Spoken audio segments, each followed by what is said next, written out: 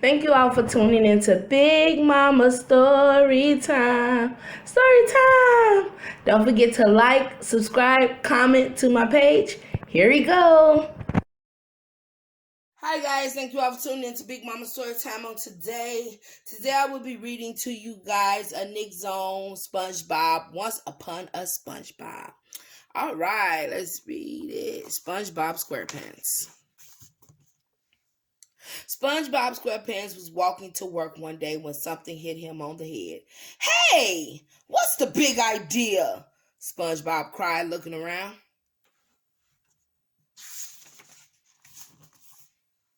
What have we here? SpongeBob said. He picked up a book from the ground and read the title, Mother Grouper's Fairy Tales. Oh, I used to love these stories when I was little. SpongeBob began to read. He kept reading all the way to work at the Krusty Krab. Not paying attention to the road at all. And then making a lot of damages happen. Okay, SpongeBob. SpongeBob read the entire day at work. He didn't stop reading when he got home. Wow, Gary, these fairy tales are even better than I remembered. SpongeBob exclaimed through a mouthful of snail food. Didn't even realize he was eating snail food. And Gary got his whole sandwich up on his. Finally, it was time for bed. Gee, Gary, wouldn't it be great to live in a real fairy tale world?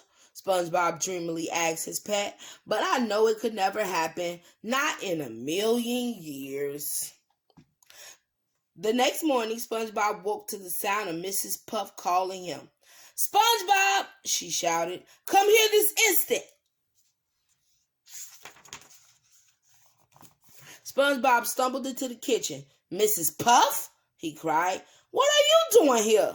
You mean you don't recognize your own mother? Mrs. Puff said in surprise. Poor boy, I guess not eating for 2 days has affected your memory. SpongeBob, I want you to trade Gary for some food for us, Mrs. Puff continued. Trade Gary? SpongeBob exclaimed. Never! I wouldn't trade Gary for all the magic kelp in the sea. SpongeBob ran out of the house carrying Gary under his arm. Psst! Over here, whispered a familiar voice. SpongeBob stared at Squidward's tentacles, held out a mysterious glowing bag. What's that? Asked SpongeBob, entranced. All the magic kelp in the sea. SpongeBob answered. How about a trade for the snail of yours? I'll even throw in this special bag. Sold, SpongeBob said. I thought you said you wouldn't even sell him for that. SpongeBob, you're a traitor. In your dream. Mrs. Puff was furious when SpongeBob told her what had happened. She tossed the bag out the window. As soon as the bag hit the ground, a giant kelp stalk sprouted and grew higher than SpongeBob could see. What could be up there, SpongeBob wondered. SpongeBob climbed the kelp stalk to the very top. He saw a huge castle in the distance. I can't wait to see what's inside, SpongeBob shouted as he ran toward the castle. SpongeBob walked up the enormous front door and slipped into the castle. It says, no peddlers, meddlers, fiddlers, griddlers, toddlers, coddlers, and especially no sponges, y'all. No sponges. And he go up there. Let's see. Inside, Patrick Star sat in a chair happily, eating jellyfish jelly. Next to him was a beautiful jellyfish. Is that jellyfish that makes the golden jelly? Asked SpongeBob in disbelief. It sure is, Patrick answered. I haven't eaten in almost 3 days. I'll bet that stuff tastes good, SpongeBob hinted. It's delicious, Patrick said, ignoring SpongeBob's hunger. Do you think anyone would mind if I borrowed that jellyfish for a little while? SpongeBob hinted again.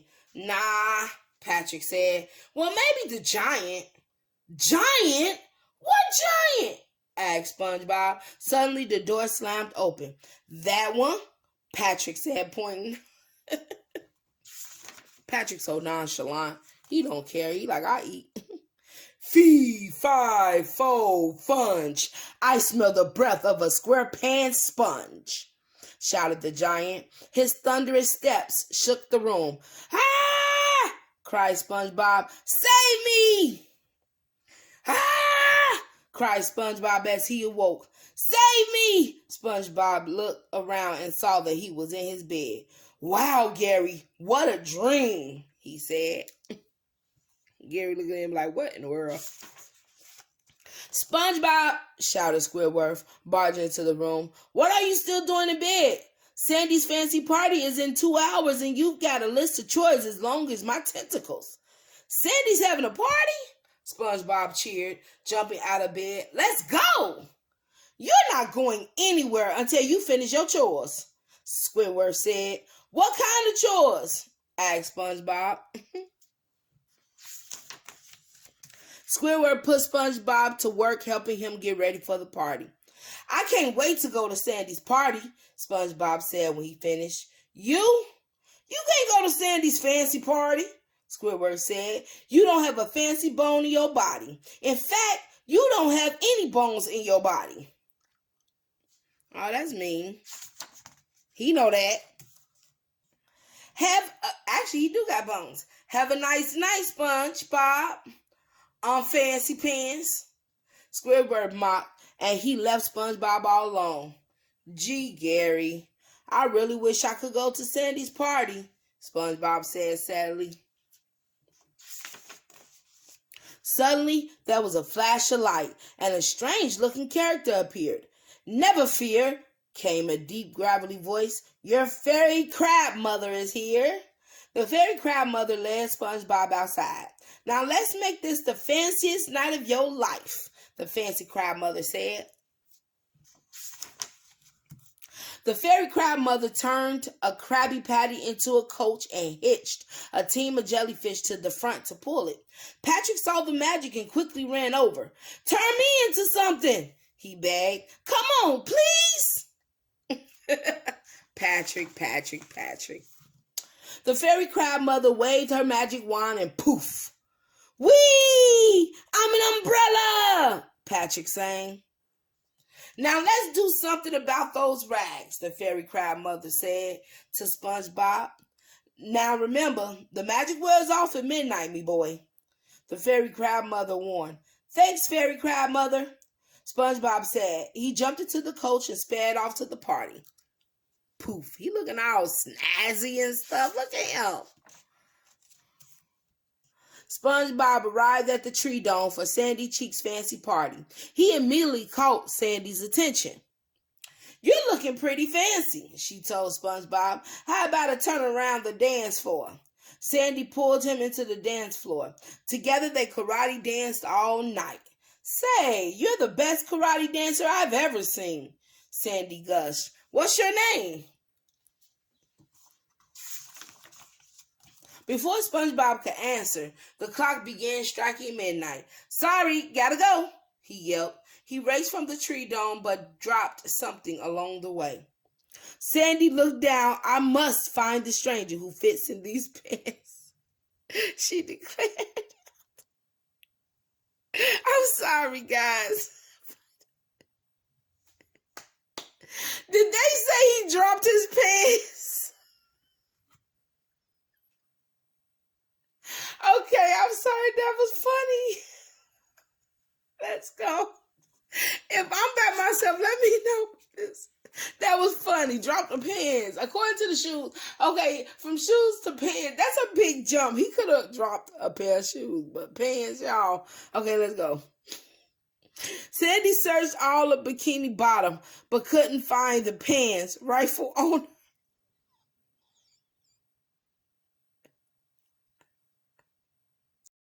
Sandy searched all of Bikini Bottom, but couldn't find the pants' rightful owner. Finally, she ended up at SpongeBob's house. Sandy called SpongeBob outside. He quickly put on the square pants. A perfect fit! You're the one! Sandy exclaimed as she karate danced toward him. Hi-ya! Let's go. Hi-ya! SpongeBob awoke with a start. Wow, Gary, what a dream within a dream, he said.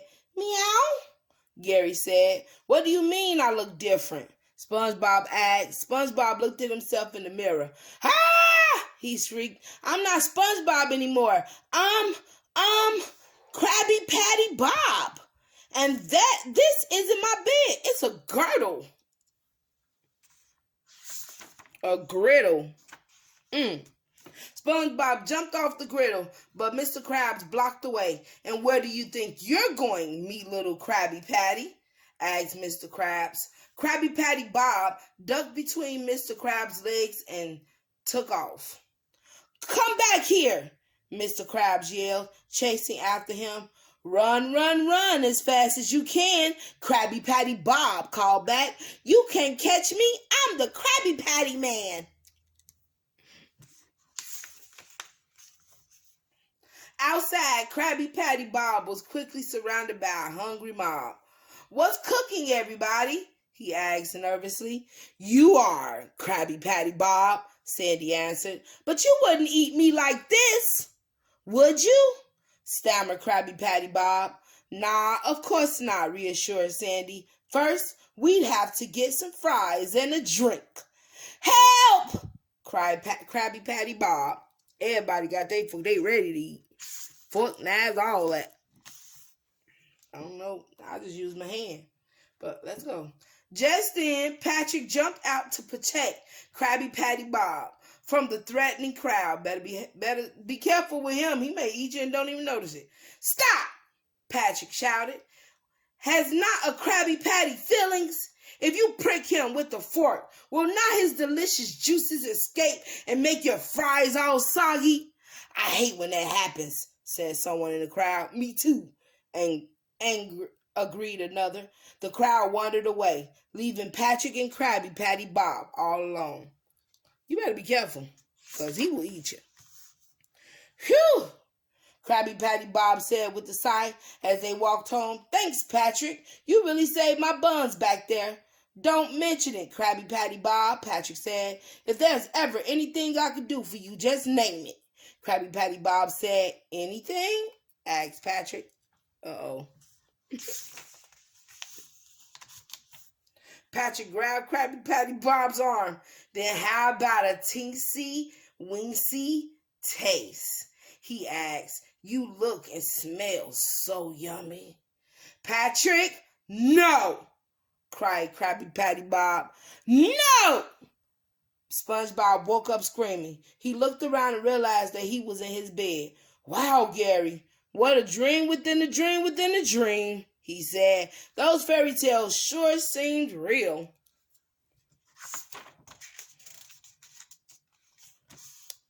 Then SpongeBob noticed Patrick standing beside his bed. Patrick, what are you doing here? Asked SpongeBob. I just came for some breakfast, Patrick said. He gave SpongeBob's arm a little lick. Got any tartar sauce? The end.